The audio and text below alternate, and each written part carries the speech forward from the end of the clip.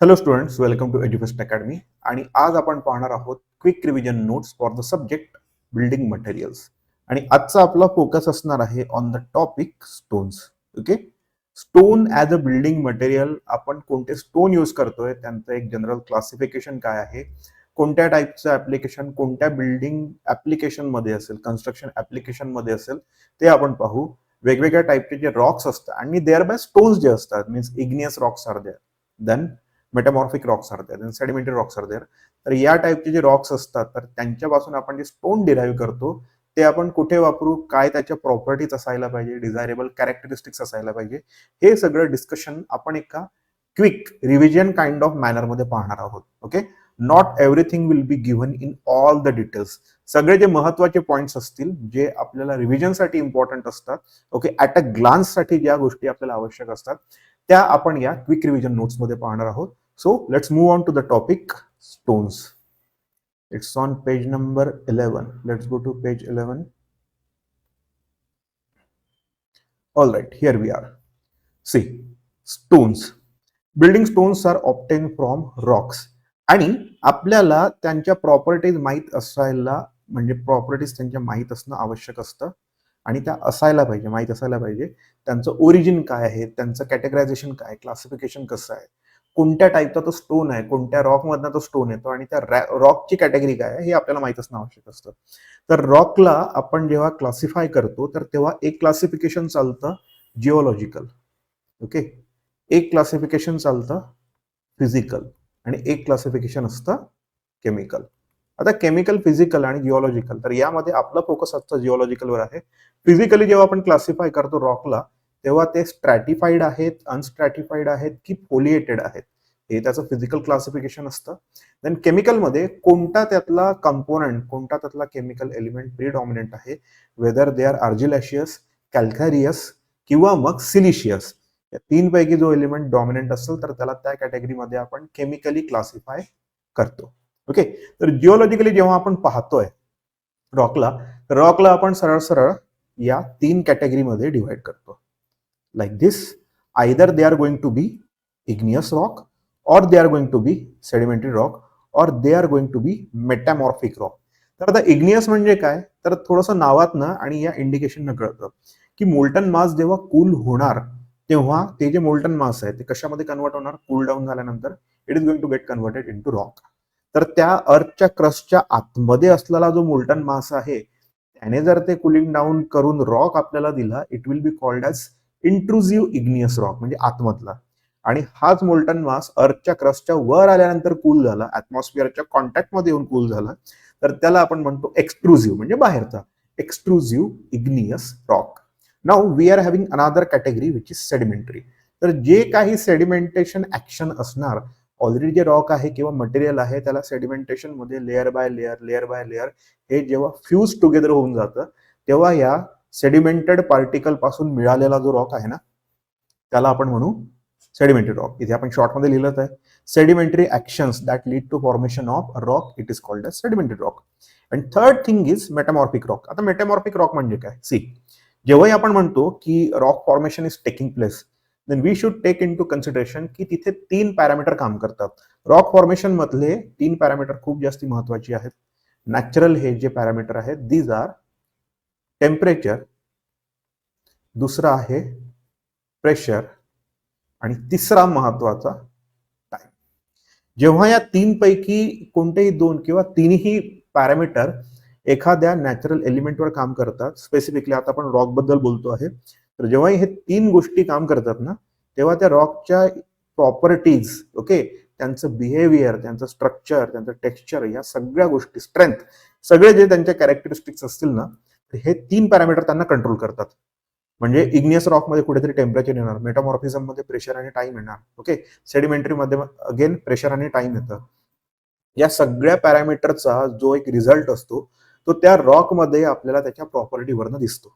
Okay, शॉशँक redemption म्हणून एक movie आला होता, त्याच्यामधला जो मेन कॅरेक्टर होता अँड्रू, ओके, तर त्याला त्या रॉक कार्विंगचा एक हॉबी असते, तेव्हा एक तो खूप छान वाक्य यूज करतो की जिओलॉजी किंवा rock formation is all about pressure and time. कुठेतरी त्या मूवीमध्ये टाइम हा आपण एक आस्पेक्ट डिस्कस केलेला आहे. सो बेसिकली आपल्याला इथे काय पाहायचंय की pressure and time and temperature are the things that lead to formation of rock.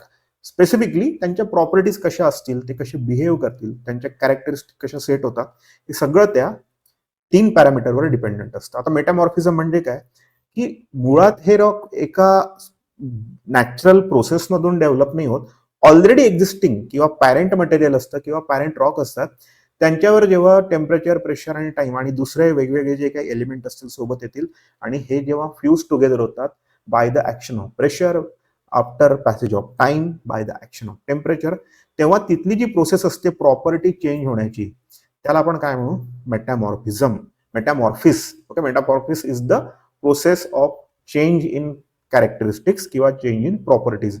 जेव्हा खूप सारा त्याच्यावरनं वेळ जातोय, खूप सारे टेम्परेचर चेंज होत जात आहे, खूप सारं त्याच्यावर प्रेशर येत आहे, टाइम, प्रेशर, टेम्परेचर, या गोष्टी जेव्हा जात जातील तेव्हा मेटामॉर्फिक रॉक फॉर्मेशन होतील आणि त्यांच्या पॅरेंट मटेरियल पासून यांच्या प्रॉपर्टीज थोड्या वेगळ्या असतात, इव्हॉल्व्ह झालेल्या असतात किंवा मॉडिफाय झालेल्या असतात. Okay, thereby here we are over with the rock formation process किंवा हे जिओलॉजिकल एक काय आहे classification. Now let's go to qualities of good stone. म्हणजे एखादा स्टोन आहे आपल्याला बिल्डिंग मटेरियल म्हणून वापरायचं आहे, ऍप्लिकेशन मध्ये वापरायचा आहे, कन्स्ट्रक्शन ऍप्लिकेशन मध्ये, तर काय काय त्याच्या डिझायर्ड कॅरेक्टरिस्टिक्स असायला पाहिजे किंवा तो स्टोन कसा असायला पाहिजे, म्हणजे आपल्या अपेक्षा काय आहेत त्या स्टोन कडून, एकदम सिंपल भाषेत म्हणायचं झालं तर स्ट्रेंथ वाईज आहे ना 100 न्यूटन पर mm² पेक्षा आपण जास्त प्रिफर करतो. अपिअरन्स वाईज काय असायला पाहिजे की युनिफॉर्म त्यांचं अपिअरन्स असायला पाहिजे, लाईट कलर असायला पाहिजे, वेदर रेजिस्टन्स असतं लाईट कलरवाल्या स्टोनचं चांगलं. Then they should be durable. Carvability, carvability म्हणजे काय, एखाद्या दगडाला कोरणे म्हणजे त्याला ड्रेसिंग करणे. ओके, ड्रेसिंग हा टॉपिक पण थोड्या वेळाने आपण पाहणार आहोत. तर त्यांना ड्रेसिंग करणे याचा अर्थ काय की एखादा एक्झिस्टिंग रॉक आहे त्याला डिझायर्ड शेपमध्ये, ओके, त्या फॉर्मॅटमध्ये, त्या साईजमध्ये आपल्याला आणायचं झालं तर काही टूल्स यूज करू आपण, काही हत्यारं वापरू आणि त्यांना शेप देऊ. आता एक समजा पाहायचं झालं तर एखादा स्टोन खूप इझिली ड्रेस होतोय, म्हणजे खूप इझिली त्याला आपण शेप देऊ शकतो. For example talc, okay, talcum, तर त्याला आपण खूप इझिली इव्हन नखाने किंवा असा छोटासा खिळा घेतला टोकदार, त्याने पण आपण ड्रेसिंग करू शकतो, कार्विंग करू शकतो. याचा अर्थ काय झाला की त्याची स्ट्रेंथ कमी आहे. एखाद्या स्टोनला कार्विंग करणे किंवा त्याला ड्रेसिंग करणं खूप जड जातं, याचा अर्थ काय झाला की त्याची स्ट्रेंथ खूप जास्ती आहे, इट इज व्हेरी हार्ड, त्याला स्क्रॅच पण करता येत नाहीये, म्हणजे त्याची स्ट्रेंथ काय झाली खूप जास्त. इझिली कार्वेबल याचा अर्थ की स्ट्रेंथ कमी, कार्वेबिलिटी मध्ये तो फेलच होतोय लिटरली, म्हणजे त्याची स्ट्रेंथ अति जास्त आहे, अति जास्त तो हार्ड आहे. तर त्या केसमध्ये आपण एक तिथे गोष्ट मेंटेन करायला पाहिजे, balance. We should balance both this property, carvable पण असायला पाहिजे आणि सफिशियंट त्याची स्ट्रेंथ आणि हार्डनेस पण असायला पाहिजे. Then fracture wise it should have a sharp clear fracture. त्याला जेव्हा आपण तोडतो आहे किंवा त्याला फ्रॅक्चर करतो त्या प्लेन मधनं, तर तेव्हा जो टेक्स्चर येतो तो असा ओबड नको, आपल्याला एक शार्प क्लिअर फ्रॅक्चर पाहिजे. देन रोड यूज मध्ये जे काही स्टोन यूज करू तर त्यांची विअर अँड टिअर रेजिस्टन्स खूप छान पाहिजे असते, कारण खूप जास्त त्याच्यावर इम्पॅक्ट होतो. Wearing forces and tearing forces of vehicular load हे सगळे येणार आहेत. त्याच्यामुळे रोड यूज मध्ये येणारे जे स्टोन्स आहेत ना, तर त्यांची ही प्रॉपर्टी कशी पाहिजे, खूप छान पाहिजे आपल्याला. Then wear resistance. Wear resistance कसं पाहिजे, stone wear should be less than 3%, 3% पेक्षा याचं विअरिंग कमी असायला पाहिजे. Then it should be fire resistant. Okay, then moisture. Moisture कुठून येणार, ऑब्व्हियसली ज्या स्टोन क्वारी मधून आपण त्या स्टोनला काढू तिथलं जे मॉइश्चर आहे ते त्याच्यामध्ये मुरलेलं असतं, तर आपल्याला हे सीझनिंग करून काढून टाकावं लागतं. जेव्हा आपण स्टोन सीझन करतो असं म्हणतो, त्यांना आपण ओपन टू ऍटमॉस्फिअर ठेवू, सनलाईट आणि विंडला एक्सपोज करू, याला आपण काय म्हणतो, सीझनिंग. म्हणजे आतमध्ये ते अंधारलेल्या जागी, ओल्या जागी असतात, मॉइश्चर त्यांच्या आतमध्ये येतं, काही मटेरियल त्यांच्यामध्ये लॉज इन झालेलं असतं. जेव्हा आपण हे स्टोन्स क्वारीमधून काढतो तेव्हा त्यांना ओपन एअर, सनलाईट, विंड याच्यामध्ये आपण ठेवतो, त्या प्रोसेसला म्हणतात सीझनिंग, जे आपण टिंबरमध्ये पण करतोय. ओके, तर ओपन एअर सीझनिंग जेव्हा आपण करू स्टोनला, तर त्यातला जो क्वारी सॅप आहे तो मोस्टली तिथनं निघून जाईल. त्यान स्पेसिफिक ग्रॅव्हिटी, स्पेसिफिक ग्रॅव्हिटी 2.7 पेक्षा जास्ती पाहिजे. ओके, म्हणजे सरळ सरळ पाण्याची स्पेसिफिक ग्रॅव्हिटी आपण 1 घेतोय तर तो 2.7 times that much. Okay, as easy as that. Then structure. Stone should have compact, fine, crystalline structure. Water absorption कसं पाहिजे, should be less than 0.6 water by weight. Then it should be acid resistant. Okay, आणि त्याच्यामध्ये soluble matter नको, कारण उद्या जाऊन आपण एखाद्या स्ट्रक्चरमध्ये किंवा कोणत्याही बिल्डिंग ऍप्लिकेशनमध्ये स्टोनला यूज केलं and if that building or let's say if that construction is expose to acid attack आणि त्याच्यामध्ये जर सोल्युबल मॅटर असलं तर काय होणार की तिथनं ते सोल्युबल मॅटर बाहेर निघून जाणार. ओके, ते प्रेसिपिटेट आउट होऊन जाईल किंवा ते जळून जाईल किंवा बाहेर येऊन जाणार आणि तिथे मग त्या स्टोनमध्ये होल्स येतात, परफोरेशन्स येतात, ज्यामुळे त्याची स्ट्रेंथ काय होऊन जाते, खराब होऊन जाते, स्ट्रेंथ त्याची कमी होऊन जाते. Okay, then let's go to next heading which is use of stone. Okay, directly आपण इमेजमध्येच पाहूयात. तर स्टोनला आपण खूप जुन्या काळापासून कन्स्ट्रक्शनमध्ये यूज करतोय. ओके, मेसनरी कंपाऊंड वॉलमध्ये यूज करतो, गार्डनमध्ये आता वॉकवे किंवा पेवमेंट असतात त्या खूप सुंदर दिसतात स्टोन मधल्या. एन्शियंट जे पण फेमस स्ट्रक्चर आहेत तिथलं जर तुम्ही आपले किल्ले असतील, मंदिरं असतील, ओके, काही खूप सुंदर मॉन्युमेंट्स असतात, ते कशामध्ये बनलेले असतात, रॉकमध्ये. आणि बट ऑब्वियस ऍग्रिगेट म्हणून किंवा स्टोन बलास म्हणून, स्टोन मटेरियल म्हणून किंवा आपल्या कॉन्क्रीटमध्ये लागणारं जे ऍग्रिगेट आहे त्याच्यामध्ये आपण स्टोन यूज करतो खूप रेग्युलर बेसिसवर. There are several applications of stone that we need in our construction practices. Then stone coring. आता स्टोन कॉरिंग म्हणजे काय, जी खदान असते किंवा खाण असते दगडाची, तिथनं त्या दगडाला प्रॉपरली एक्सकॅव्हेट करणं त्याला आपण स्टोन कॉरिंग म्हणतो. ओके, तर या स्टोन कॉरिंग मधल्या ज्या मेथड असतात त्या मॅन्युअल आहेत किंवा मग हार्ड रॉक मेथड असल्या तर त्याच्यामध्ये आपण ब्लास्टिंग एक्सप्लोजिव्ह यूज करतो. ओके, मीन्स तिथे आरडीएक्स आणि टीएनटी, ट्रायनायट्रोटोल्युएन, हे जे काही एक्सप्लोजिव्ह असतील ते आपण तिथे ठेवू आणि त्या स्टोनला काय करतो, तिथनं एक्स्ट्रॅक्ट करतो किंवा काढून घेतो. ओके, तर तिथून काढून घेताना आपण आपल्याला हे पाहावं लागतं की जेव्हा आपण स्टोन कॉरिंग करतोय तेव्हा बेसिक जो रिक्वायर्ड साईज आहे तो मेंटेन ठेवून आपल्याला तो स्टोन एक्स्ट्रॅक्ट करावा लागेल. माहित पडलं की आपल्याला या स्पेसिफिक साईज मध्ये हवा आहे आणि त्याच्यापेक्षा खूप छोटा छोटा जर आपण तोडून आणला तर तो पण एक प्रॉब्लेम होईल. दॅट देअर बाय जी बेसिक मिनिमम रिक्वायर्ड साईज असते. आणि दुसरं की आपण जे कॅरी करणारे व्हेकल्स आणि क्वारिंगसाठी यूज करणारे टूल्स आहेत या सगळ्या गोष्टींना ऑप्टिमाइज करून आपण ही मेथड तिथे एस्टॅब्लिश करू. Okay, the next thing is stone dressing. आता स्टोन ड्रेसिंग म्हणजे काय की त्या स्टोनला आपल्याला डिझायर्ड असलेल्या शेपमध्ये, साईजमध्ये आणि सरफेस फिनिशमध्ये आपण त्याला तिथे आणायचं आहे. After that we will be putting that stone to use. Okay, तर याला सरळ सरळ आपण काय म्हणतो, स्टोन ड्रेसिंग. त्या दगडाला त्या आकारामध्ये, त्या साईजमध्ये, त्या शेपमध्ये आणायचं आहे, त्याला सरफेस फिनिश स्मूथ देऊन किंवा जसा काही रिक्वायर्ड असेल तर रफ, रिक्वायर्ड असेल तर रफ करायचं आहे, स्मूथ असेल तर स्मूथ, त्याला आपण काय बोलू, stone dressing. See in the image you can see the person carving the stone. जे आपण कार्व्हॅबिलिटी म्हटली होती ती कुठेतरी स्टोन ड्रेसिंग मध्येच रिलेटेड आहे.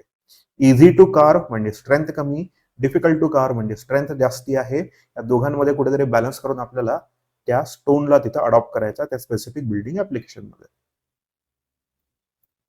All right, we are on to test. तर आपल्याला ज्या स्पेसिफिक बिल्डिंग ऍप्लिकेशनमध्ये, कन्स्ट्रक्शन प्रोसेसमध्ये ज्या स्टोनला यूज करायचं आहे तर त्या स्टोनची ती प्रॉपर्टी तेवढी त्याची आहे का, ती कॅरेक्टरिस्टिक तो पजेस करतो आहे का, किंवा आलेलं जे सॅम्पल आहे किंवा प्रोकर केलेलं जे मटेरियल आहे ते त्या क्रायटेरियाला सॅटिस्फाय करत आहे की नाही, ते आपल्याला टेस्ट करायचं झालं तर आपण त्याच्यावर काही टेस्ट परफॉर्म करू. तर काही त्यातल्या टेस्ट आहेत. One of them is hardness test. Mohs scale of hardness, ज्याच्यामध्ये लाईट म्हणजे सगळ्यात कमी असतो टॅल्कम आणि हार्डेस्ट वर काय राहणार आहे, डायमंड. तर त्या मधल्या ज्या टेस्ट आहेत, त्या स्केल्स आहेत, त्यावर आपला स्टोन कुठे फिट होतो हे पाहायचं आहे. पेन नाईफ आपण यूज करू हार्डनेस चेक करण्यासाठी. देन इम्पॅक्ट टेस्ट, इम्पॅक्ट वरनं काय माहित पडतं आपल्याला, toughness. Then crushing test, crushing मध्ये आपल्याला कोणत्या मॅक्झिमम लोडवर तो स्टोन फेल होणार आहे हे आपण एका 40 mm त्या स्टोनचं एक काय घेऊ, सॅम्पल घेऊ, क्युबिकल एक सॅम्पल घेऊ आणि त्याला आपण कम्प्रेशन मशीन मध्ये टाकून त्याची क्रशिंग टेस्ट काढू. ज्या पॉइंटला तो फेल झाला तिथे ती मशीन रिडिंग देणार. Then fire resistance test. Obviously our stone should be resistant to fire. Okay, then water absorption test, म्हणजे 24 तास त्याला काय करायचं आहे, बिफोर आणि आफ्टर मध्ये त्याला वेईंग करून घ्यायचं, त्याला 24 तास पाण्यामध्ये ठेवायचा आणि बाय वेट तो काय रिझल्ट देतोय आपण हा चेंज इन वेट किंवा इन्क्रीज इन वेट हे कॅल्क्युलेट करायचं आहे. ऍट्रिशन टेस्ट, जसं आपण आपल्या ऍग्रिगेटसाठी लॉस एंजेलिस टेस्ट करतो ना, तर ऍट्रिशन टेस्ट मध्ये आपल्याला काय माहित पडतं, विअर पर्सेंटेज. ऍट्रिशन मशीन मध्ये त्याला आपण जवळपास 5 तास ठेवतो.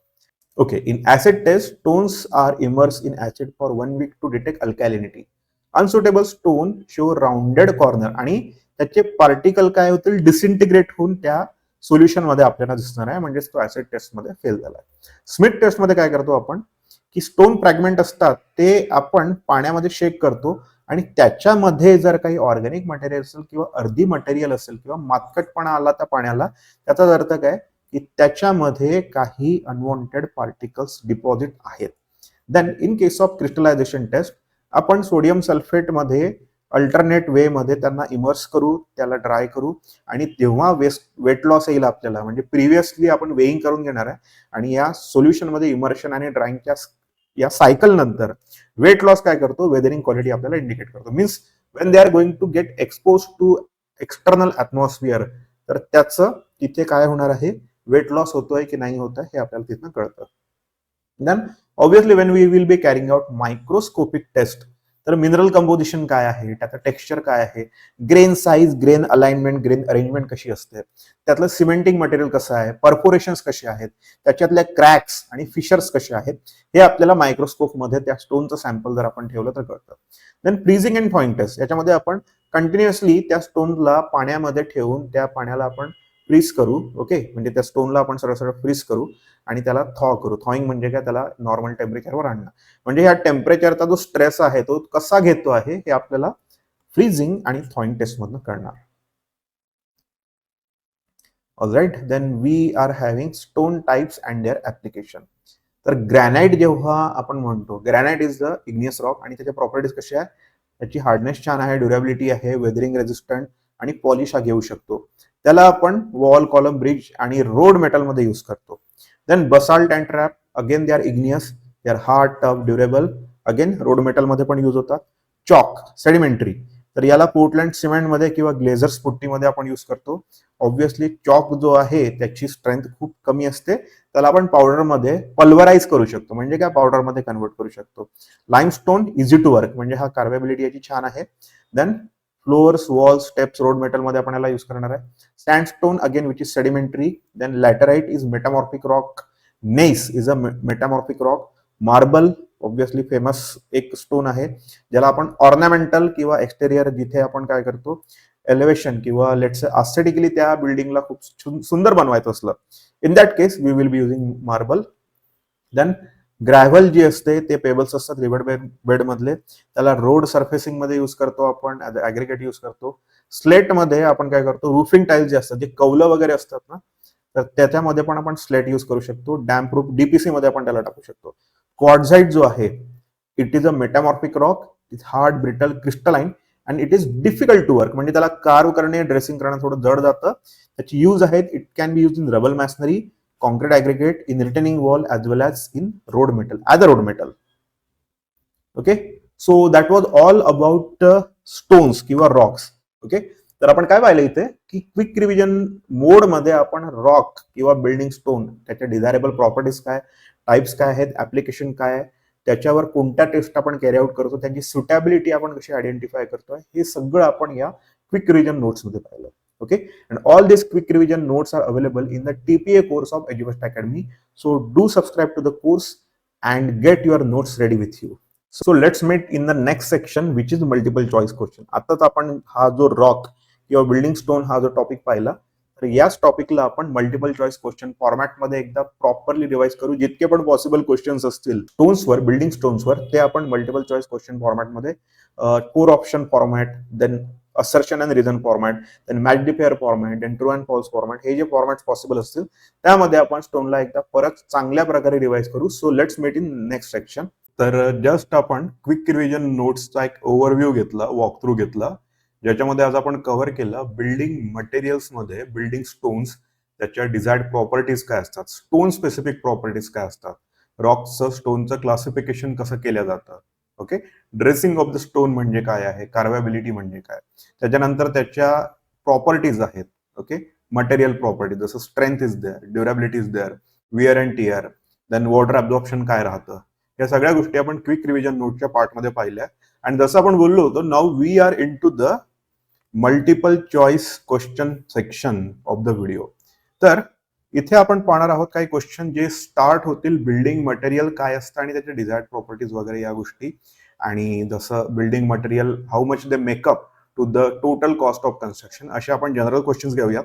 आणि त्याच्यानंतर आपण पाहणार आहोत काही specific questions regarding to building stones itself. Okay, तर व्हिडिओमध्ये आपण फॉर्मॅट असा ठेवूया की जेव्हा मी क्वेश्चन ओपन करेल आणि तुम्हाला वाचून दाखवणार आहे, तर तेव्हा तुम्ही क्वेश्चनचं आन्सर माहीत असलं तर व्हिडिओला पॉज करायचं आहे आणि तुमचं आन्सर जे आहे ते कमेंट सेक्शनमध्ये टाईप आउट करायचं आहे. ओके, आणि लेटर ऑन बरोबर आहे की नाही, त्याचं एक्सप्लेनेशन काय आहे, ह्या गोष्टी आपल्याला कळतीलच. ओके, सो जेव्हा मी समजावून सांगतोय, जेव्हा आपण क्वेश्चन डिस्कस करतोय, and if you know the answer, do answer it in the comment section. Use the comment section to answer the questions that we will be discussing here in this video. ठीक आहे, तर पहिल्या क्वेश्चनकडे जाऊया आपण. Which of the following best describes why knowledge of building material is crucial for builder? Okay, building material जे आपण use करतो आहे ते बिल्डरला, डेव्हलपरला किंवा त्या कॉन्ट्रॅक्टरला किंवा जो कोणी पर्सन आहे साईटवर त्या साईटला एक्नॉलेज करतोय, सुपरवाइज करतोय, तर तिथे त्या बिल्डिंग मटेरियलचं नॉलेज असणं का आवश्यक आहे. Help reducing the total construction cost. Okay, ठीक आहे, जर बजेट कन्स्टंट असला तर हे गोष्ट आपण एक पाहू शकतो. ठीक आहे, थोड्या प्रमाणात ही गोष्ट बरोबर. It assist in selecting material for durability only. Okay, या एका वर्डने हा ऑप्शन किल केला literally. Okay, then it provides tools to optimise both cost and function. Okay, this sounds like the perfect choice here. Then it increases the speed of construction only. No. See, जर उत्तर माहिती असेल, आपल्याला उत्तर लक्षात आलेलं असेल, तर कमेंट सेक्शनमध्ये आपण उत्तर द्यायचं आहे. तर करेक्ट आन्सर आहे इथे option C. It provides tools to optimise both cost and function. पहिल्या ऑप्शनला आपण मे बी बोललेलो की बजेट आणि त्याची युटिलिटी, युजेबिलिटी या गोष्टी आपल्याला ऑप्टिमाइज करायच्या असल्या तर आपल्याला ॲज अ साईट इंजिनियर किंवा तिथे आपण बिल्डर आहोत, तर त्या केसमध्ये आपल्याला आपलं बिल्डिंग मटेरियल बद्दल पूर्ण व्यवस्थित माहिती पाहिजे. ओके, त्या वस्तूचं पूर्ण ज्ञान असल्याशिवाय आपण जर त्याला प्रोकर केलं तर कुठेतरी कॉस्ट किंवा मग त्याचं फंक्शन किंवा त्याची ड्युरेबिलिटी किंवा त्याची सर्व्हिस किंवा त्याची युटिलिटी कुठेतरी काही ना काही प्रॉब्लेम येणार आहे. That's why you should know both the things. Costing, फंक्शनच्या हिशोबाने तुम्हाला तुमचं बिल्डिंग मटेरियल माहित पाहिजे. Okay, let's go to question next. What proportion of total construction cost is generally attributed to building material?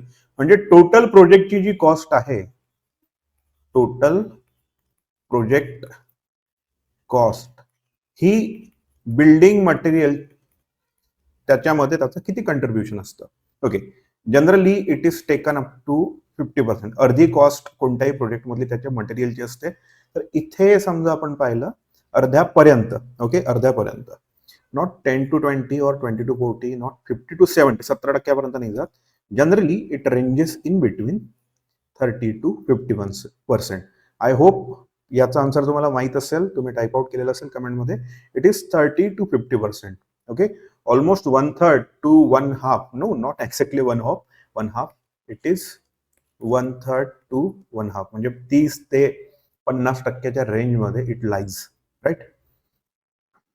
Then in context of building material, functional efficiency म्हणजे काय, कशाला refer करतं ते. कन्स्ट्रक्शन टाइम याच्यामध्ये येतं का? No. Enhancing the usability and the performance of the building. Okay, somewhat हा ठीक वाटतोय. Increasing aesthetic appeal. नो. आस्थेटिकसाठी फंक्शनॅलिटी आणि आस्थेटिक हे थोडे दोन सेपरेट पॅरामीटर्स आहेत. Minimizing the environmental impact. No. See, इथे जो बरोबर ऑप्शन वाटतोय ना, it should be B. Enhancing the usability and performance of the building. See, त्या मटेरियलचा इंटेंडेड जो यूज आहे, त्याचं जे परफॉर्मन्स आहे, त्याची प्रॅक्टिकॅलिटी, युजेबिलिटी, ह्या सगळ्या गोष्टी आपण कशामध्ये घेऊ? फंक्शनल इफिशियन्सीमध्ये. टाइम किंवा आस्थेटिक्स किंवा एन्व्हायरमेंटल इम्पॅक्ट फंक्शनल इफिशियन्सीला अलाइन करून चालत नाही. Okay, the answer here should be enhancing the usability and performance of the building. Then, which of the following best represents the primary source of building stone? Primary source of building stone जर आपण म्हटलं तर it cannot be natural mineral or manufactured stone composite किंवा processed stone material. See, source त्याचा कोणता असायला पाहिजे? B. Rock formation in nature.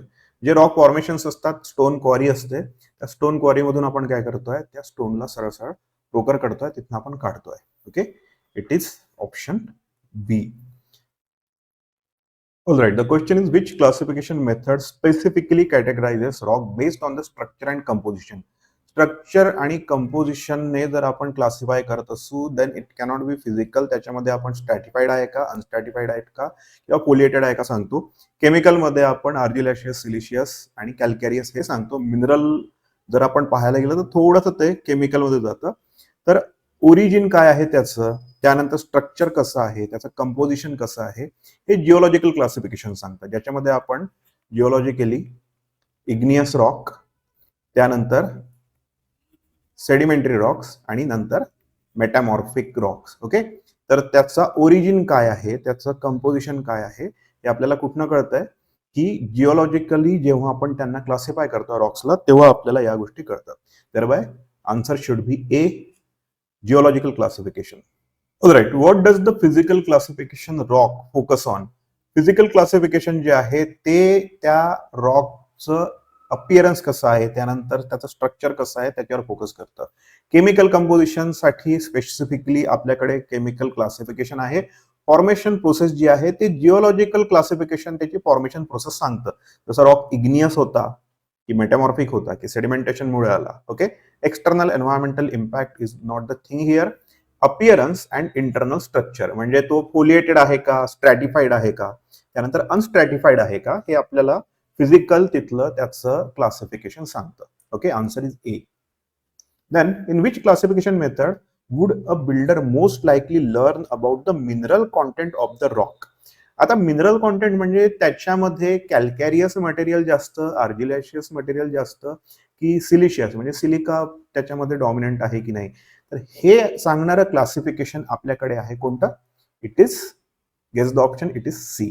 Okay, geological आताच बघितलं आपण, फिजिकल मध्ये stratified, unstratified, structural no, it is not a classification here. Chemical is the answer.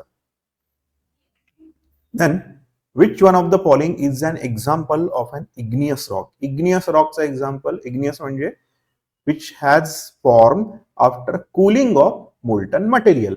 Okay, it is going to be granite, one of the famous rock जो आपण igneous चा example घेऊन सांगतो, ज्याच्यामध्ये ग्रॅनाइटचे युजेस रोड मधलं जे metal आहे, okay, ballast material आहे, ते आपण ग्रॅनाइट पासून बनवतो. Then sedimentary rock primarily form through which process? कोणत्या प्रोसेस मधून येतात सेडिमेंटरी रॉक? सेडिमेंटरी म्हणजे सेडिमेंटेशन. सेडिमेंटेशन होत आहे तर त्याच्यामध्ये काय होणार आहे की जे वेदर्ड पार्टिकल्स आहेत, ओके, जे डिसलॉज पार्टिकल्स आहेत एक्झिस्टिंग रॉकचे किंवा सॉइल मध्ये किंवा कोणतेही जे पार्टिकल असतील ते काय होत जातील, स्टॅक होत जातील, जमा होत जातील आणि त्याच्यावर काय होणार आहे, टाइम, त्याच्यानंतर टेम्परेचर, ओके, त्याच्यानंतर प्रेशर. स्पेसिफिकली आपण इथनं टेम्परेचर हटवून देऊ. प्रेशर अँड टाइम या गोष्टी जेव्हा त्या दगडावरनं जातात, नॉट एक्झॅक्टली दगड बनायचा आहे तो, ज्या गोष्टी जेव्हा या वेदर्ड मटेरियल वरून जात आहेत तर तेव्हा कोणता रॉक बनतो? Sedimentary rock. Okay, which forms out of the process of sedimentation. Alright, तर तो कोणता असणार आहे ऑप्शन इथे? Deposition of weathered material. High heat, no. Metamorphism कुठेतरी असणार आहे. Accumulation of organic material, no. It will be what? Deposition of weathered material, not cooling of magma. हा कशाचा एक्झाम्पल असणार आहे? इग्नियसचा. Option is B. Which process is called when rock changes under heat and pressure? Okay, इथे आता दोन parameter आले, heat and pressure. आणि हे heat and pressure over the period of long time. तर इथे काय आला मग? पिरियड म्हणजे काय? इथे time passage over the long period. म्हणजे मग इथे काय असणार आहे त्याचा answer? It is going to be metamorphism. Metamorphic rock कसे बनतात? त्यांचं जे पॅरेंट मटेरियल आहे त्याच्यावर हीटचा, प्रेशरचा with respect to passage of time परिणाम होतो. त्यांच्या प्रॉपर्टीज चेंज होतात, मॉडिफाय होतात, पॅरेंट मटेरियल पासून ते थोडेसे वेगळे होऊन जातात. तर त्या प्रोसेसला आपण म्हणतो मेटामॉर्फिझम, मेटामॉर्फिस. ओके, तर मेटामॉर्फिक रॉक असतात या प्रोसेसमुळे. Answer is C. Okay, which one of the following rock would be classified as metamorphic? It is going to be marble. Okay, याच्यामध्ये आपल्याकडे बसाल्ट आणि ग्रॅनाइट हे कशाचे एक्झाम्पल आहेत? These are going to be for igneous. Limestone हा कशाचा असणार आहे? सेडिमेंटरी. मार्बल आहे आपल्याकडे मेटामॉर्फिकचं example. Alright, which characteristic is primary feature of stratified rock? Stratified rock मध्ये आपल्याला जे एक प्रायमरी फीचर दिसतं, it is going to be cleavage plane for easy splitting. Okay, एका स्पेसिफिक प्लेनने आपण त्यांना जर हॅमर डाऊन केलं, चिझेलने त्याच्यावर काय केलं, एक इम्पॅक्ट दिला, then it will be splitting along what the cleavage plane. तिथे एक शार्प, नाईस, स्मूथ कट आपल्याला तिथे मिळतो. Then what type of structure is most commonly found in unstratified rock? Unstratified rock मध्ये आपल्याला क्रिस्टलाइन किंवा ग्रॅन्युलर स्ट्रक्चर मिळतं. Okay, स्ट्रॅटिफाईड मध्ये आपल्याला एक स्मूथ मिळत असतं, पण जेव्हा आपण म्हणतो की अनस्ट्रॅटिफाईड रॉक म्हणजे त्याच्यावर ते स्ट्रॅटिफिकेशन म्हणजे ते लेअर बाय लेअर जसं स्ट्राटा असतो तशा रॉकला आपण अनस्ट्रॅटिफाईड म्हणतोय.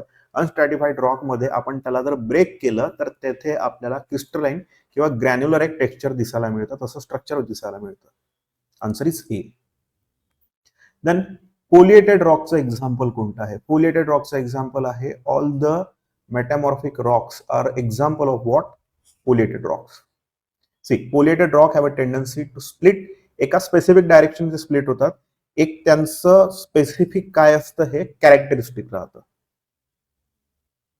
Then in physical classification which type of rocks would likely to have planes of stratification? Okay, स्ट्रॅटिफिकेशनचे प्लेन कोणत्या रॉक्स मध्ये असणार? ऑब्व्हियसली जर आता चारही ऑप्शनला जर कम्पेअर केलं, ऑब्व्हियस आन्सर बनणार आहे stratified rocks. Then what makes foliated rocks distinct in their splitting behaviour? Foliated rock मध्ये एक जे प्रॉपर डिस्टिंक्ट त्याचं बिहेवियर कोणतं असणार आहे? They split in a single definite direction. Okay, एका स्पेसिफिक डायरेक्शन मध्ये ते स्प्लिट होतात. दुसऱ्या डायरेक्शनने त्यांना आपण तोडलं तर त्या प्लेनच्या अलॉंग जे तुम्हाला टेक्स्चर दिसतं स्मूथ वगैरे नसणार आहे, पण त्या स्पेसिफिक डायरेक्शनने जर त्याला ब्रेक केलं तर तिथे आपल्याला तो एक स्मूथ टेक्स्चर स्ट्रक्चर तिथे पाहायला मिळतं. Then which of the following rocks would most likely be classified as unstratified? Igneous rock with crystalline structure are the most probable one to be classified as what? Unstratified.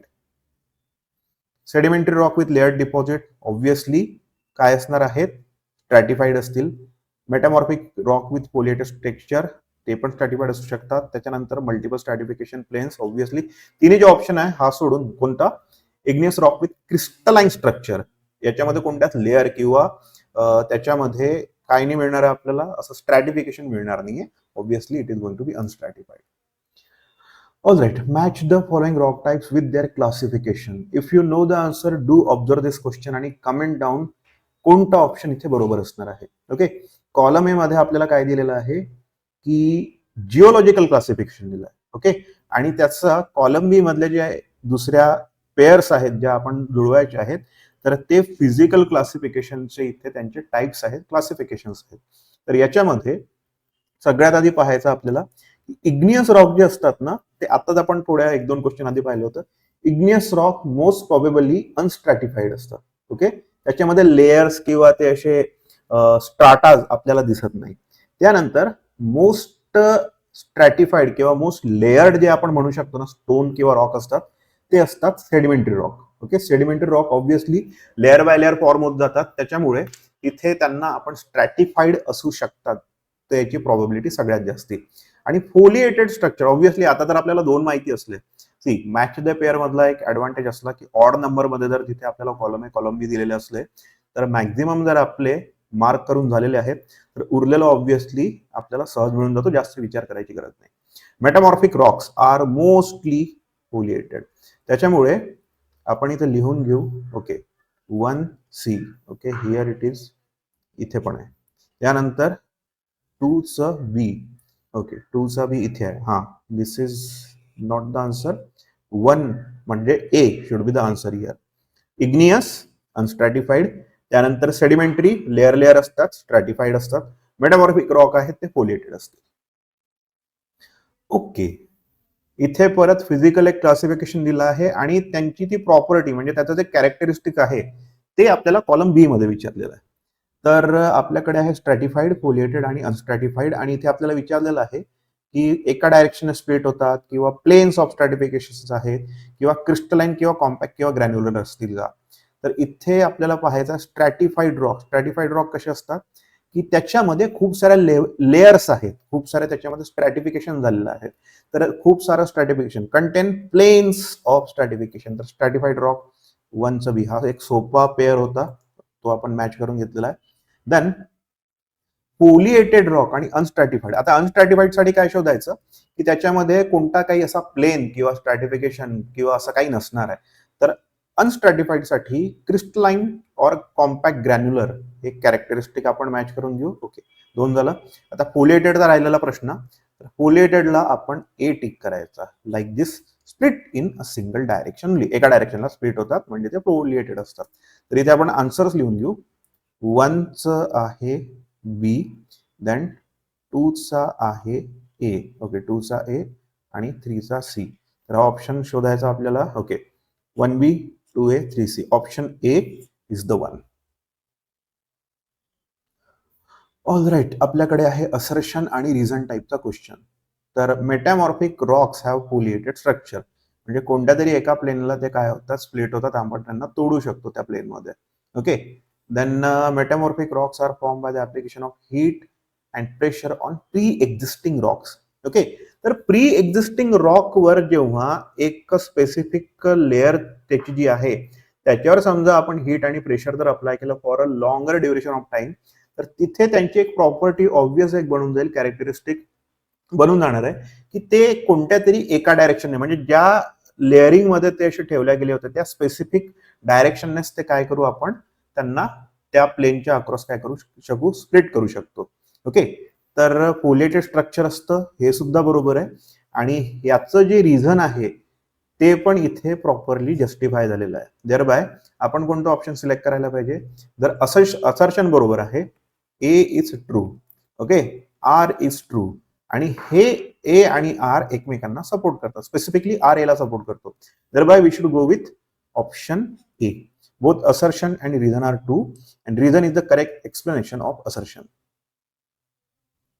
Again we are having assertion and reason.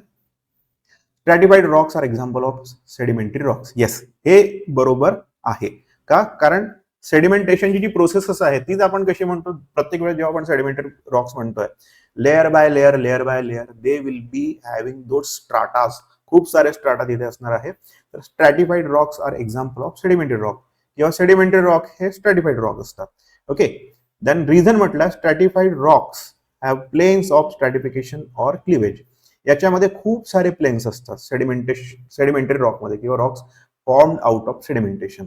तर हे आहे true, हे पण आहे true, and this is properly justifying the A. This statement 2 जे आहे statement 1 ला properly justify करतं.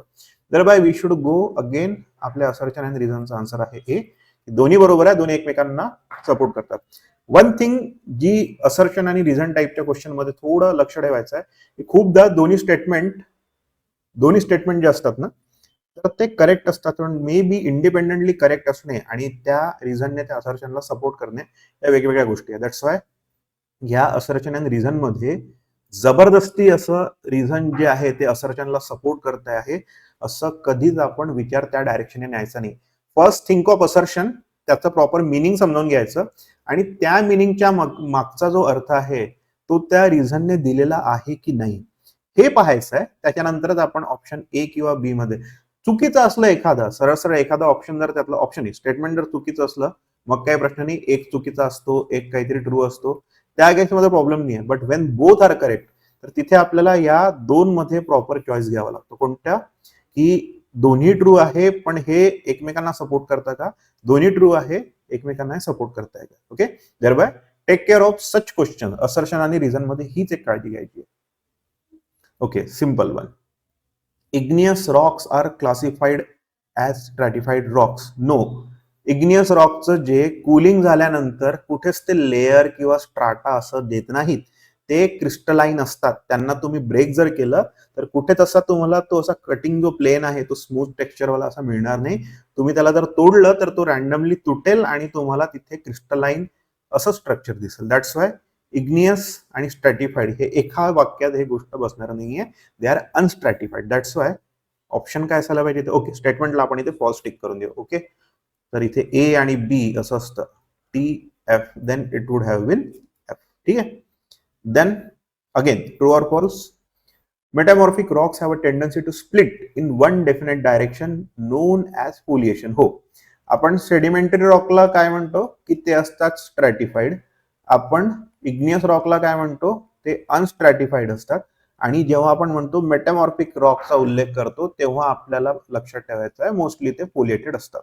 तर एका डायरेक्शनने स्प्लिट होतात, कारण मेटामॉर्फिक रॉक जे पॅरेंट मटेरियलचं जे प्रेशर मुळे ते नवीन रॉक काय आले, जन्माला आलेले तर नाही म्हणू शकत, कारण त्या तिथे फक्त प्रॉपर्टीज चेंज होतात. Okay, when these metamorphic rocks are coming into existence, then they have that history of their parent rock being pressed upon, किंवा एकावर एक स्टॅक झालेले आहेत, त्यांच्यावर प्रेशर आणि टेम्परेचर आलं, त्याच्यामुळे काय झालं, मेटामॉर्फिक रॉक बनले. त्याच्यामुळे एक कुठेतरी तो प्लेन असतो एका डायरेक्शन मध्ये की जिथे ते काय होतात, प्रॉपरली स्प्लिट होतात, त्याला आपण फोलिएशन म्हणतो. Okay, thereby this statement is true. Okay, sedimentary rocks are form by cooling. No, sedimentary rock कशामुळे होतात, सेडिमेंटरी ऍक्शनमुळे होतात. ओके, जे वेदर्ड पार्टिकल असतात ऑलरेडी एक्झिस्टिंग रॉकचे असो किंवा दुसरे काही मिनरल्स असो, ते जर रिव्हर बेडला जर जमा झाले तर रिव्हरच्या फ्लो आणि प्रेशरमुळे आणि with respect to passage of time त्याच्यामुळे काय बनतात, तिथे सेडिमेंटरी रॉक बनतात. हे जे स्टेटमेंट आहे ते कोणासाठी ट्रू होतं, इग्नियस साठी. That's why this one is false. Then unstratified rocks have compact granular structure. आता अनस्ट्रॅटिफाईड रॉक म्हणजे कोणता रॉक असणार आहे इथे, इग्नियस. इग्नियस रॉक मधलं स्ट्रक्चर टेक्स्चर कसं दिसतं, compact granular crystalline. Thereby this statement is true. Igneous म्हणायच्या ऐवजी समजा सॉरी अनस्ट्रॅटिफाईड म्हणायच्या ऐवजी इथे इग्नियस जरी म्हटलं असतं then this would have been true. Okay, foliated rocks can split along multiple planes. No, आत्ताच आपण हा क्वेश्चन पाहिला होता की फोलिएटेड म्हणजे काय, एका स्पेसिफिक डायरेक्शनने ते स्प्लिट होतात इझिली. तर मल्टिपल प्लेन नसतात. मल्टिपल प्लेन कोणाची केस असणार आहे, स्ट्रॅटिफाईडची. ओके, फोलिएटेड एकाच ठिकाणी होतात, मल्टिपल असल्यामुळे हे स्टेटमेंट आहे false. Okay, do remember, if you know the answer of the question then do comment it down in the comment section. Which element predominate siliceous rock. Okay, आता which element dominate siliceous rock, तर म्हणजे याच्या composition मध्ये सगळ्यात जास्ती काय कशाचं कोणता इन्ग्रेडियंट असणार आहे, ऑब्व्हियसली आपल्याकडे काय आलं, सिलिशियस रॉक. तर सिलिशियस रॉक मध्ये काय असणार आहे, त्याची जी स्ट्रेंथ आहे, प्रॉपर्टी आहे, त्याचं जे फ्युजिंग आहे, या सगळ्या गोष्टी, हार्डनेस आहे, ड्युरेबिलिटी आहे, सगळ्या प्रॉपर्टी कोण इम्पार्ट करतं तिथं, silica. Then argillaceous rock. Argillaceous rock मध्ये काय असतं, वेन क्ले इज प्रीडॉमिनंट. जसं आता सिलिशियस मध्ये काय होतं, सिलिका, तर आर्जिलॅशियस मध्ये काय असतं, clay. Clay being predominant then it becomes argillaceous, आणि त्याचं बेस्ट एक्झाम्पल आहे slate. Then which characteristics make siliceous rock suitable for use in construction. See, siliceous rock जे असतात किंवा सिलिशियस मटेरियल ज्याच्यामध्ये डॉमिनंट असतं असे जे रॉक असतात, तर त्याच्यामध्ये त्याचं रेजिस्टन्स टू वेदरिंग जे असतं ते खूप छान असतं, कारण त्यांची ड्युरेबिलिटी, रेजिस्टन्स टू वेदरिंग या ज्या प्रॉपर्टीज आहेत त्यांना काय करतात, they stand to be the best, right. Then primary component in calcareous rock. Okay, नावातनं थोडंसं कळतं. सिलिका कशासाठी होतं, सिलिशियस. क्ले कशामध्ये होतं, आर्जिलॅशियस. कॅल्शियम कार्बोनेट, कॅल्कॅरियस, कुठेतरी कॅल्शियमचा उल्लेख इथे आलेला आहे. आणि 4 ऑप्शन पैकी आपण खूप इझिली टिक करू शकतो, कोणता, which one, calcium carbonate. Okay, iron oxide stand नाही करत कुठेच. Then which of the following rock would be classified as calcareous. Calcareous rock जो आहे तो आपल्या गिवन ऑप्शन मध्ये आहे. Guess the answer, it is limestone. Limestone मध्ये खूप जास्त कॅल्शियम कार्बोनेट असतं. प्रीडॉमिनंट मटेरियल जो आहे त्यातला कोणता असतो, कॅल्शियम कार्बोनेट. कशामध्ये, लाइमस्टोन मध्ये. देन ड्युरेबिलिटी ऑफ कॅल्कॅरियस व्हॅरी कशी काय होते. ओके, तर कॅल्कॅरियस रॉक मध्ये जे आपण बोललो कॅल्शियम कार्बोनेट, त्याच्या कॉन्टेंटमुळे ॲटमॉस्फेरिक कंडिशन जशा चेंज होतात त्या हिशोबाने त्याची ड्युरेबिलिटी चेंज होते. ओके, पोल्युटंट्स आहेत एक्सटर्नल जे त्याच्यावर डिपॉझिशन येऊ शकतं किंवा एक्सटर्नल जो अटॅक येऊ शकतो नॅचरल किंवा आर्टिफिशियल कंपोनंटचा, त्या हिशोबाने त्यांची काय होत चेंज होते, ड्युरेबिलिटी व्हॅरी करते म्हणजे काय चेंज होते. Okay, answer here is option B. Then which classification would include rocks like granite? Okay, granite is a siliceous rock which contains silica. Okay, silica त्याच्या ड्युरेबिलिटी आणि वेदरिंग प्रॉपर्टीला काय करतो, boost करतो. Silica त्यातला मेन इन्ग्रेडियंट आहे. Okay, true और false? Argillaceous rocks are primarily composed of clay and can vary in density. Okay, हा पहिला पार्टच काय सांगतोय, अर्जिलॅशियस रॉक कशापासून बनलेलं असतं, क्ले पासून, आणि त्यांची डेन्सिटी मध्ये व्हेरिएशन येऊ शकतं. ओके, त्या डेन्सिटीमुळेच मग तो सॉफ्ट आहे किंवा हार्ड आहे हे त्या डेन्सिटीवरनं आपण तिथे काय करतो, जज करतो, डिसाइड करतो. अर्जिलॅशियस मध्ये क्ले असतो हे तर आपण आत्ताच एस्टॅब्लिश केलं. The answer here is true. Okay, out of the two option the true is to be ticked. Then calcareous rocks are unaffected by environmental factors like atmospheric conditions. हे आता आपण पाहिलं होतं की पोल्युटंट्स त्याच्यामध्ये नॅचरल असो किंवा आर्टिफिशियल असो किंवा कोणताही वेदरिंग इफेक्ट आहे तर तो ॲटमॉस्फेरिक कंडिशनचा अटॅक कॅल्केरियस रॉकला काय करतो, तिथे तो त्याला डिसइंटिग्रेट करू शकतो किंवा त्याच्या वेदरिंगला रिस्पॉन्सिबल राहू शकतो. त्याच्यामुळे दे आर बिंग अनअफेक्टेड हे बरोबर नाही किंवा खरं नाहीये. Okay, the answer that we should tick is false. All right, we are having assertion and reason. Siliceous rocks are highly resistant to weathering. Silica, okay, पहिले आपण असर्शनला ट्रू आहे की फॉल्स आहे ते पाहून घेऊ. सिलिशियस रॉक असतात वेदरिंगला resistant. Then silica, the primary component in siliceous rock, contributes to their hardness and durability. Yes, सिलिकाच जे प्रॉपर्टी आहे, सिलिकाची जी प्रॉपर्टी आहे की त्यांची हार्डनेस, त्यांची ड्युरेबिलिटी ही कोणामुळे येते, सिलिकामुळे येते. आणि हे स्टेटमेंट आहे खरं, आणि हे एकमेकांना काय करतात, सपोर्ट करतात. The reason is the exact thing why assertion is right. Okay, thereby our option that we should take is A. Okay, what term describes the use of stone as a facing over brick wall to create massive appearance?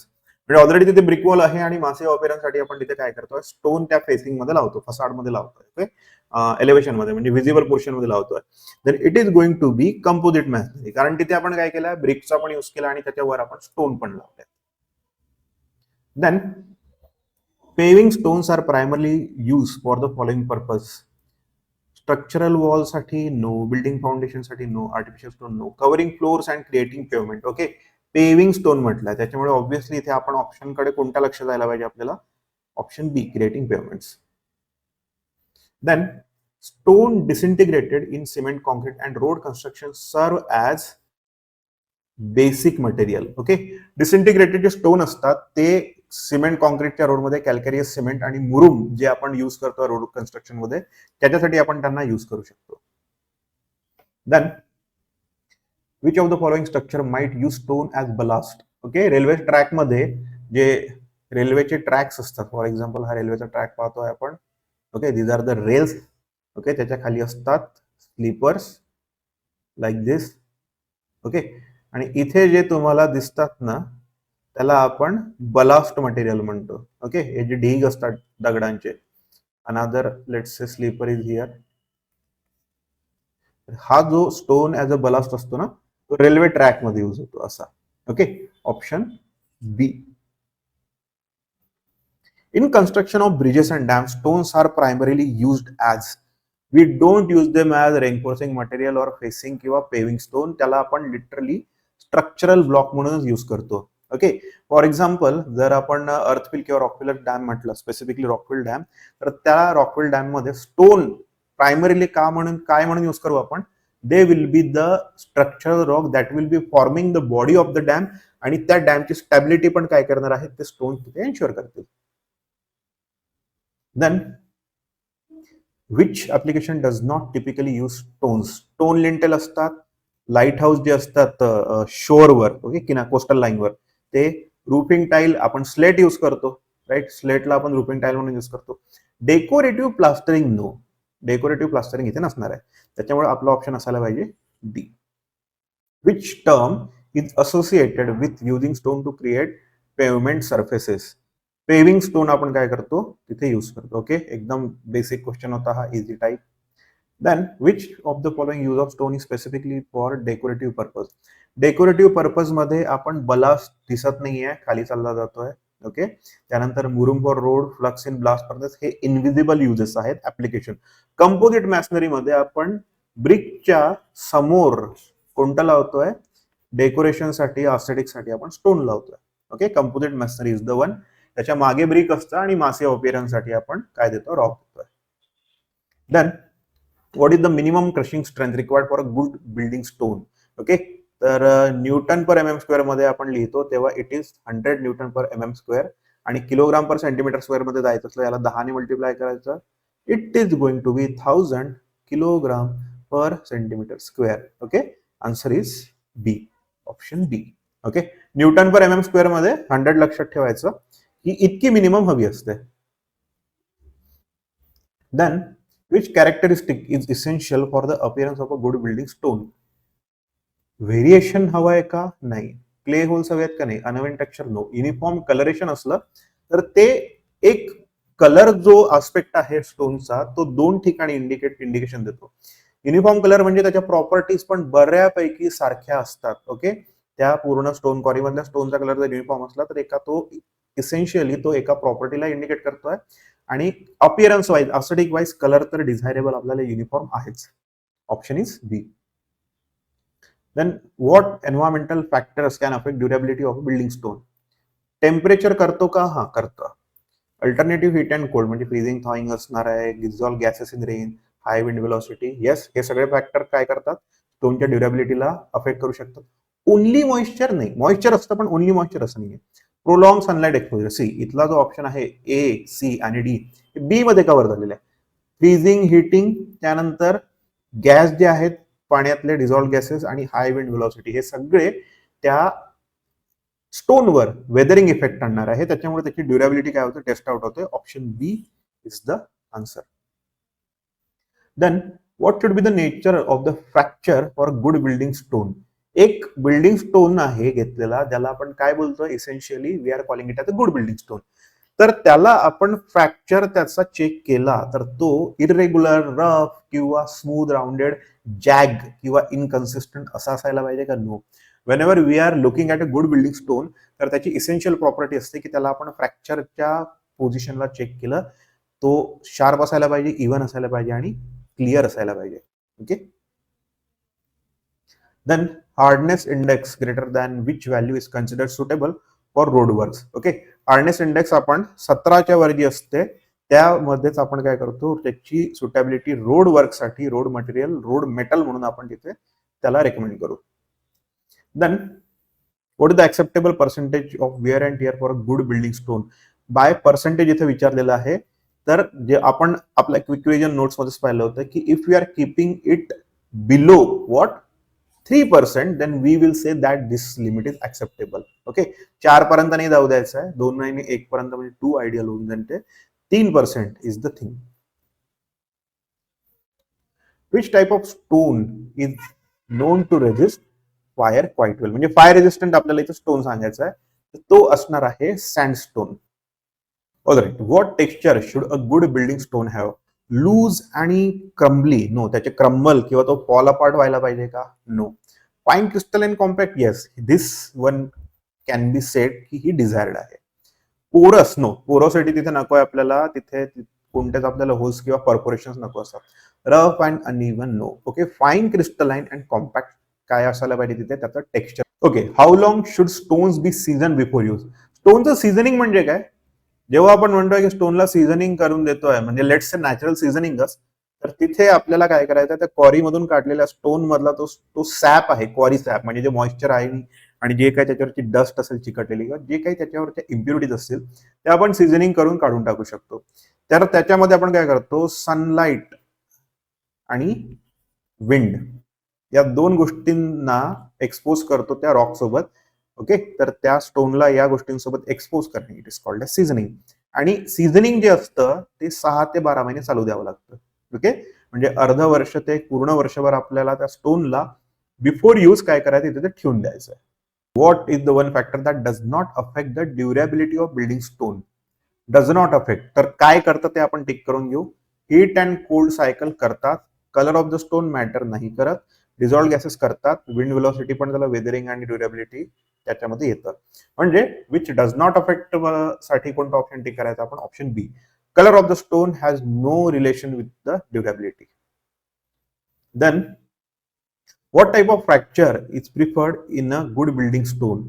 ते कसं पाहिजे आपल्याला? Sharp and even. Then granite is classified as which type of rock? Granite is a rock that forms after cooling of what? The molten mass. तर तो कोणता असणार आहे? Igneous. Then which minerals predominantly compose granite? कोणत्या mineral पासून काय बनतो आहे? ग्रॅनाइट बनतो आहे. It is quartz, feldspar and mica. Specific ग्रॅव्हिटीची रेंज काय असते ग्रॅनाइटच्या? 2.5 to 3. Then which one is not a typical use of granite? Ornamental stone can be made with granite. Yes. Road metal म्हणून आपण यूज करतो, aggregate म्हणून use करतो. Obviously would flooring मध्ये आपण कुठेच त्याला कुठेच बेस मटेरियल किंवा कुठेच आपण यूज करणार नाही. Then what type of rock sandstone is classified as? Sandstone हा आहे sedimentary rock. Okay, accumulation of sand particle त्या रिव्हर बेडमध्ये असो किंवा कुठेही, तिथे हे सँड पार्टिकल अक्युमुलेट होतात. With passage of time and with pressure it will be forming कोणता? sandstone. Then which of the following describe grain size of sandstone? Okay, sandstone मध्ये आपण फक्त फाईन ग्रेन किंवा कोर्स ग्रेन नाही म्हणत. It is always available in both fine grain and coarse grain varieties. Okay, sand त्याची जी let's say mother material किंवा parent material जे होतं ती जी सँड त्याची असणार आहे तर त्यावरनच ते फाईन ग्रेन किंवा कोर्स ग्रेन पण असू शकतात. They are not crystalline. Okay, option कोणता असतो? सी. सँडस्टोनची स्पेसिफिक ग्रॅव्हिटी किती असते? It ranges beyond 2.5. Okay, it is 2.65 to 2.95. Then compressive strength काय असते सँडस्टोनची? हे डायरेक्टली व्हॅल्यू रिमेंबर ठेवायची, आपल्याला लक्षात ठेवायची आहे. 650 kilogram per centimetre square. Okay, limestone is classified as which type of rock? Limestone जो असतो तो मिनरल आणि ऑर्गॅनिक मॅटर जेव्हा सेडिमेंट त्याचे डिपॉझिट बनतात त्यानंतर तो बनतो, म्हणजेच हा आहे sedimentary rock. Option B is the one. Then which of the following is not a type of limestone mention? Okay, compact limestone असतो. येस. ग्रॅन्युलर असतो. इग्नियस नसतो. कंकर लाइमस्टोन असतो. ओके, इग्नियस टोटली डिफरंट इथे जिओलॉजिकल क्लासिफिकेशन. लाइमस्टोन हा sedimentary आहे. Then which one is the primary use of limestone? It is used as paving and road material. Then marble कोणत्या टाईपचा rock आहे? Marble हा त्याच्या पॅरेंट मटेरियल पासून एक हीट आणि प्रेशर म्हणजे टेम्परेचर आणि pressure with passage of time असं जेव्हा होतं तर त्याला आपण कोणत्या टाईपचा रॉक म्हणतो? It forms after metamorphosis. That's why metamorphic rock. Option C. Then marble मध्ये कोणता कलर नसतो? ओके, जनरली आपण जे पाहतो ते व्हाईट ऑफ व्हाईट मार्बल असतात. त्या व्यतिरिक्त आपल्याकडे ब्लू मार्बल पण नसतो, येलो मार्बल पण असतो, black marble is also there, but never we see which one? Purple. Purple नसतो. Okay, the correct answer here is C, purple. Then मार्बलचं कॅरेक्टरिस्टिक फीचर काय आहे? ओके, त्याचा कॉम्पॅक्टनेस खूप जास्ती असतो. ओके, त्याच्यामुळे त्याच्या कॉम्पॅक्टनेसमुळे त्याचं जे डेकोरेटिव्ह ऍप्लिकेशन आहे ते खूप जास्ती असतात. Then which of the following is not a use for marble? Decorative work. Yes. Wall lining, aesthetically pleasing. Yes. Damp proof course. No. टेबलचे स्लॅब असू शकतात का मार्बलचे? हो, असतात. Okay, option is C, the one we should tick here. Then slate is classified as which type of rock?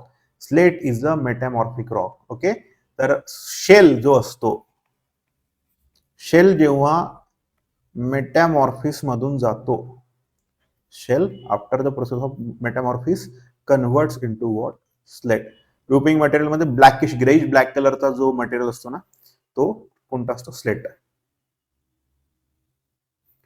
What is the unique property of slate when struck? Okay, जेव्हा आपण स्लेटला काय करतो, दोन स्लेटला घेतो, ओके, आणि त्यांना काय करतो, स्ट्राईक करतो, जसं आता आपण ब्रिकमध्ये जसं ब्रिक टेस्टिंग असतं, तर it produces a metallic ringing sound. Okay, त्याचा कॉम्पॅक्टनेस आहे, त्याचा फाईन ग्रेन जो त्याचं काय आहे कंपोजिशन आहे, त्याच्यामुळे त्यांना तुम्ही स्ट्राईक कराल तेव्हा मेटॅलिक रिंगिंग साऊंड येतो. लो थर्ड, no. Break into dust, okay, Hulk smash जर केला तर ऑब्व्हियसली डस्ट होऊन जाणार, खूप जोरात केला तर ऑब्व्हियसली शॅटर होतो. बट युनिक प्रॉपर्टी काय त्याची साऊंडनेसची, it produce metallic ringing sound. What colour is slate not commonly available in? Black असतेच, डार्क ब्लू, व्हायोलेट त्या कलरेशन मध्ये, त्या रेंज मध्ये, नेव्ही ब्लू, डार्क ब्लू मध्ये मिळते. ओके, ब्राईट येल्लो नाही मिळत, रेडिश ब्राऊन असते. मोस्ट प्रॉमिनंटली ब्लॅक ग्रेश आपल्याला स्लेट पाहायला मिळते. प्रायमरी यूज ऑफ स्लेट, आपण स्लेटला डॅम्प प्रूफ कोर्स मध्ये यूज करू शकतो, सिलिंग टाइल्स म्हणून नाही, किंवा रोड मेटल म्हणून नाही, स्ट्रक्चरल सपोर्ट म्हणून नाही, रूफ कव्हर म्हणून आपण काय करू शकतो, तिथे यूज करू शकतो, आणि डीपीसी मध्ये त्याला टाकतो. Texture of slate, texture of slate कसं असतं, soft and spongy, rough, porous, crystalline coarse, no. It is non absorbent and fine grain. Fine grain आणि नॉन ऍब्झॉर्बंट आहे, म्हणून याला दोन ठिकाणी प्रायमरीली आपण पाहिलं यूज होताना. एक रूफ कव्हरिंग, कारण त्याची नॉन ऍब्झॉर्बंट प्रॉपर्टी आहे रूफ कव्हरिंग, आणि दुसरं जिथे आपल्याला मॉइश्चरला स्टॉपेज द्यायचं आहे, तर ऑब्व्हियसली आपण त्याला कुठे यूज करू, DPC as a damp proof course. Then when selecting stone for engineering works, which of the following is not considered? त्याच्यामध्ये आपण कशासाठी यूज करतो, ऍप्लिकेशन काय आहे हे पाहू, स्टोनची कॉस्टिंग, ओके, कॉस्टिंग पाहावी लागणार आहे, त्याची बजेटमध्ये एस्टिमेटमध्ये येतं एखादे. ऑर्नामेंटल व्हॅल्यू, ऑब्व्हियसली त्याला आपण जेव्हा aesthetics साठी किंवा एलिव्हेशन मध्ये यूज करू, किंवा ते कंपोजिट मेसनरी मध्ये जेव्हा आपण जातोय तेव्हा आपण काय करतो आहे, ऑर्नामेंटल व्हॅल्यू पाहतो. कलर आपण त्याला इंजिनिअरिंग वर्क मध्ये पाहत नाही. Okay, colour is not the thing that we will be observing while we are putting the stone in engineering works. Then for face work subjected to adverse weather condition, which type of stone is generally recommended? जेव्हा आपण face work मध्ये म्हणजे elevation मध्ये टाकतो, जिथे आपल्याला त्या स्टोनला, त्या एलिमेंटला सगळ्यात बाहेर ठेवायचं आहे, तर तेव्हा आपण मार्बल यूज करू. ओके, त्याच्या क्लोज ग्रेन स्ट्रक्चरमुळे ऍडवर्स वेदर कंडिशन मध्ये पण काय करतो, मार्बल सस्टेन करतो. ओके, तो त्या वेदरिंगला, त्या वेअरिंग जी ऍक्शन असते नॅचरल एलिमेंटमुळे, wind is there, sunlight is there, rain is there which is mix with gases, तर त्याला प्रॉपरली रेजिस्ट मार्बल करू शकतो. Then which stones are recommended for use in pillars, balustrades and column? See, इथे आपल्याला pillar जो एक visible portion आहे, बॅल्युस्ट्रेड जे असतात, स्टेअरकेस वाला जे नसतं का balustrade, that one we are talking here. Columns again visible. तर इथे आपल्याला एक चांगला पॉलिश घेणारा, चांगलं एस्थेटिक देणारा स्टोन पाहिजे, तर तो स्टोन आपण टाकू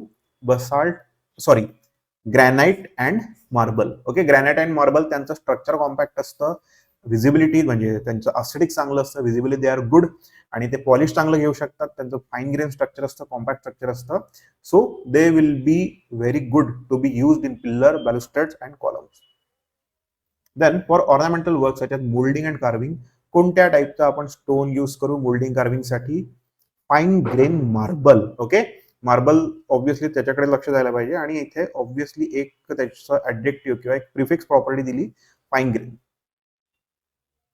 I hope you are putting down the answer that you think are correct. Okay, question आल्यावर आन्सर मी सांगण्याच्या आधी किंवा आपण इथं डिस्कस करण्याच्या आधी तुम्ही काय करताय, pause the video, type out the answer, then we will go back to discussion, आणि ऑब्व्हियसली आपण इथे कोणता करेक्ट आहे आन्सर ते रिव्हील करतोच आहे. Which stones are recommended for bridges, pier and marine structure? त्याच्यामध्ये आपण कोणता यूज करणार आहे, soft sandstone, no. Shale and clay, no. Limestone slate, no. इथे आपण यूज करू ग्रॅनाइट अँड नेइस. ओके, तर याच्यामध्ये त्यांचं hardness, heaviness, strength, durability, resistance to weathering हे खूप छान असतात, म्हणून आपण काय यूज करू, granite and gneiss. Then for road metal, which property should the stone possess? Road metal म्हणून, रोड मटेरियल म्हणून जर त्याला यूज करायचं असेल, तर त्यांची स्ट्रेंथ चांगली असायला पाहिजे, ते टफनेस इंडेक्स त्याची बेस्ट असायला पाहिजे, त्याच्यानंतर wear and tear, then abrasion. Okay, या गोष्टींना त्याने काय करायला पाहिजे, रेजिस्ट करायला पाहिजे. देअर बाय ह्या प्रॉपर्टी नकोत. ऑब्वियस प्रॉपर्टी कोणती येणार इथे? They should be hard, tough and abrasion resistant. Then what characteristics should stone use for a railway ballast have? Obviously जसं आपण रोड मटेरियल मध्ये म्हटलं होतं सेम गोष्ट इथे ऍप्लिकेबल आहे. Hard, dense, durable, tough and easily workable. हे बाकी ऑप्शन अजिबात सूट करणार नाही. Okay, what type of stone is preferred for fireproof construction? Porous sandstone नाही यूज करायचा, सॉफ्ट किंवा मार्बल यूज नाही करायची आहे. कॉम्पॅक्ट सँडस्टोनची जी प्रॉपर्टी आहे it is fire resistant. Okay, it is fire resistant, that's why we will be using compact sandstone. Then which stone is not typically recommended for road metal? road metal साठी आपण कशाला recommend करणार नाहीये? Soft sandstone ला. Option is C. So this is the end of the video. आणि आज आपण पाहिलं बिल्डिंग स्टोन्सच्या प्रॉपर्टीज काय असतात, त्यानंतर टेस्ट आपण कोणत्या कॅरी आउट करतो, स्टोन कॉरिंग, स्टोन ड्रेसिंग काय असतं, आणि त्यानंतर आपण पाहिले काही MCQ based on the same focus parameter जे आपण स्टोनचे क्विक रिव्हिजन नोट्स मध्ये पाहिले होते. So we will be back with a new video, new topic. Till then take care.